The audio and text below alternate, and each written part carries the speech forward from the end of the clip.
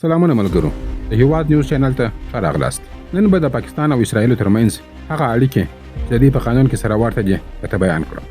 پاکستان او اسرایل ترمنځ څو سیاسي، تاریخي او جغرافیایي ورتهوالی لري. اول، دواړه پاکستان او اسرایل طبیعي او تاریخي هیوادونه نه دي او تر 80 کلونو کم تاریخ لري. دواړه په مصنوعي توګه د مذهب په بنسټ باندې جوړ شوي دي. پاکستان د هند نیمه وچې د مسلمانانو په نوم او اسرایل په نړۍ کې د خورو ورو يهودانو په نوم سره جوړ شوی دی.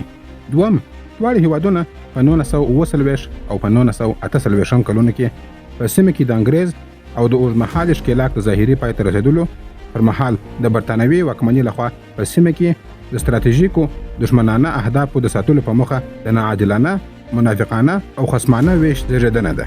دریم، دواړه هیوادونه پر پردیو خاورو او د انګریز لخوا په جبر جوړ شوي دي. اسرائیل د فلسطینیانو او عربو پر خاوره، پاکستان د افغانستان، هند، بلوچستان او سند پر خاوره باندې آباد شوی دی. څلورم، اسرائیل او پاکستان دواړه د جوړېدو د اولې ورځې راهیسې د شاوخوا هیوادونو د مخالفتونو سره مخ شوي دي او د لسیزو په تېرېدو سره هم معلومې او د ګاونډیو له خوا څخه منل شوي پولې نه لري. پنځم، دواړه هیوادونه ځان د الهي وعدې یا مذهبي تقدس پر اساس د دولت جوړولو حقداران بولي. شپږم، دواړه هیوادونو په جوړولو او تر راوروسته په پاللو کې د لویدیځو هیوادونو په ځانګړي ډول د انګریز رول مهم و. اووم، دواړه هیوادونه تر ټولو زیات لګښت پر پوځ کوي او دواړه هیوادونه د نړۍ بدنامترینې استخباراتي ادارې ISI او موساد لري. اتم، دا چې دواړه پاکستان او اسرائیل طبیعي او تاریخي هیوادونه جغرافیایي او د خلکو راټولولو لپاره بل کوم بنسټ نه لري. د مذهب په نامه سیاست د ټولنې د تنظیم لپاره کاروي. نهم، دواړه د خپلو ګاونډیانو سره اوږدمهاله لانجې لري. پاکستان هند او افغانستان سره، اسرائیل له فلسطینیانو سره، سوریې سره، لبنان او نورو عربو هیوادونو سره. لسم، دواړه هیوادونه د امریکا مهم ستراتیژیک متحدین ګڼل کیږي او په سیمه کې له اوږدې مودې راهیسې امریکا خپل اهداف د همدې هیوادونو له لارې ترلاسه کوي. یولسم، د امریکا په شمول لویدیځ هیوادونه دواړو سره مرسته کوي د اټومي وسلو په ګډون درنې وسلې ترلاسه کړي.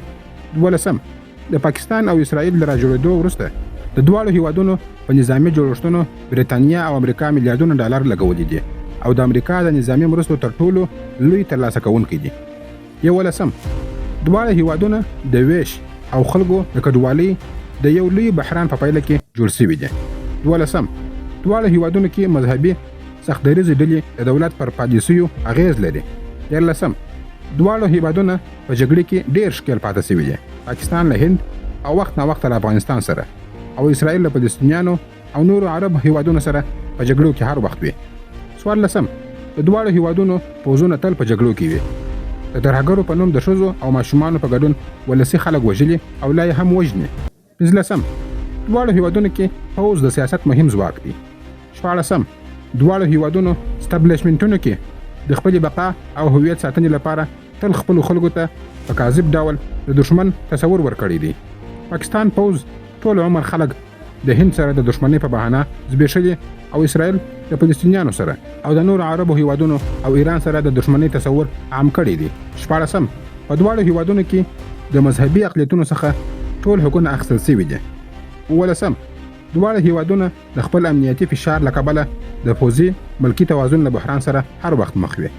اوس نو نور ورتهوالی تاسو راته ولیکئ. کېدای شي زموږ څخه پاتې شوي وي. ویډیو لایک او شیر کړئ او تر نورو ملګرو پرې ورسوئ. زموږ یوټیوب چینل نوی دی، ستاسو مرستې ته اړتیا لرو. یوټیوب چینل هم سبسکرایب کړئ. مننه.